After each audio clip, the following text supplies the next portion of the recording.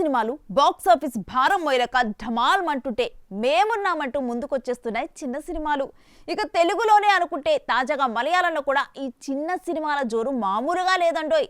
అలా చిన్న సినిమాగా 4 కోట్ల బడ్జెట్తో రూపొందిన ఈ మలయాళం సినిమా ఏకంగా 40 కోట్ల వసూలతో ఇండియన్ ఫిల్మ్ ఇండస్ట్రీని ఒక్కసారిగా తన వైపు తిప్పుకుంది.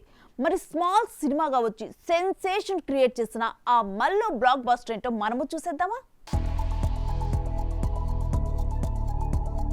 సినిమాకి కథ కంటే మించిన కాస్టింగ్ మరోటి లేదంటూ నిరూపిస్తున్నాయి చిన్న సినిమాలు. మొన్నటికి మొన్న కమిటీ కుర్రోళ్లు అంటూ తెలుగు సినిమాలు కథాబలంతో వెండితెరపై కలెక్షన్ల వర్షం కురిపించగా, తాజాగా మలయాళంలో వచ్చిన వాజా కూడా ఆ జాబితాలోనే నిలవనుంది. వాజా అంటే మలయాళంలో అరటి మొక్క అని అర్థం. పనికి మాలిన సోమరులు అనే అర్థంలో కూడా తరచుగా వాడుతూ ఉంటారు. అలా సోమరులైన ఓ 5 స్నేహితుల చుట్టూ తిరిగే కథ ఇది. ఫుల్ ఎంటర్టైన్ మోడ్లో సాగే ఈ సినిమా చివర్లో మంచి మెసేజ్తో బాక్సాఫీస్ వద్ద 40 కోట్లకు పైగా వసూలు చేయడం విశేషమనే చెప్పాలి. మాలీవుడ్ బాక్సాఫీస్ ను షేక్ చేసిన ఈ సినిమాకు ఆనంద్ వినన్ దర్శకత్వం వహించగా, సిజు సన్నీ, సాఫ్ బ్రోస్, జోమోన్ జ్యోతిర్, కొట్టాయం నజీర్ తదితరులు ప్రధానమైన పాత్రలను పోషించారు.